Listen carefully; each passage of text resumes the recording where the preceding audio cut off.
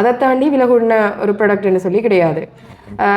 அதனால தான் இப்போ எங்கடையில் வந்து நடுத்தர வர்க்கத்தினர் வந்து நிறைய பேர் இருக்கணும் இலங்கையில். ஸோ அப்போ நடுத்தர வர்க்கத்தினரும் எங்களை கூட இருக்கைக்குள்ள அவை பாவிக்கக்கூடிய ஒரு விலைக்கு ஏற்ற மாதிரி தான் நாங்கள் கொண்டு போகணும். அதனால் விலையும் உண்டு, ஒரு அளவான விலையில தான் நான் வச்சு கொண்டிருக்கிறேன். எப்போவுமே கூட்டுறதை குறைக்கிறது இது இல்லை.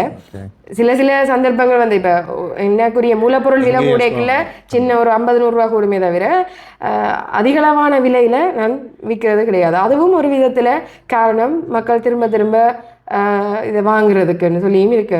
என்னடா ஒரே ப்ராடக்டையே நீங்கள் எங்கள்கிட்ட 1000 ரூபாய்க்கு வாங்குறதை இன்னொரு இடத்துல போனீங்கன்னா 3000-4000 வாங்குவீங்க. ரெண்டுமே உண்டாவே ஒரே ஆன்சர் பண்ணக்கூட மாதிரி இருக்கும். ஆனால் இன்னொரு பிரச்சனையும் இருக்குது. என்னென்னு சொன்னால் எங்களோட மக்கள் வந்து நினைக்கிறது என்னென்னா விலை குறைஞ்சா அது சீப்பான ப்ராடக்ட்னு சொல்லி. ஆனால் உண்மையாகவே நீங்கள் தான் ஏன் விலை காசை கூட்டி கொடுத்து நீங்கள் தான் கூட்ட வைக்கிறீங்க. சில நேரம் கொடுத்து 500 ரூபா இப்போ ஒரு ப்ராடக்டை வந்து நான் செய்யலை. இப்போ ரோஸ்மெரி ஹேர் ஸ்ப்ரே எல்லாம் கொடுக்கல முதல் 500 ரூபான்னு சொன்னால் 500 ரூபாவா, இது ஒரிஜினலா, நீங்கள் செய்கிறீங்களா, எப்படி செய்கிறீங்க, இதுக்கு சர்டிஃபிகேட் இருக்கா, நிறைய கேள்வி கேட்பினா.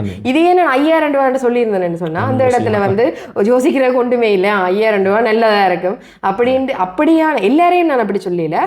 அப்படி யோசிக்கிற மைண்ட் செட் இருக்கிறார்களும் இருக்கிறேன்.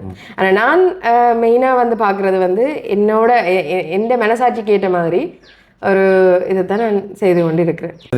இந்த ப்ராடக்ட்கள் பற்றி இதை எப்படி யூஸ் பண்ணணுன்றதை பற்றி நீங்கள் எங்களை விளங்கப்படுத்துங்க. முதல்ல இங்கே ஸ்டார்ட் பண்ணுவோம். இதில் வந்து மெயினாக ஹேர் சம்மந்தமான ப்ராடக்ட், மற்றது வந்து ஸ்கின் கேர் சம்மந்தமான ப்ராடக்ட் வந்து 2 விதமான ப்ராடக்ட் தான் மெயினாக வந்து நான் செய்து கொண்டிருக்கிறேன். அதை தாண்டி நோக்களுக்கு அப்ளை பண்ணக்கூடிய பெயின் ஆயில், இந்த 3 தான் இப்போதைக்கு எங்களுடைய உற்பத்தி பொருளாக இருக்குது.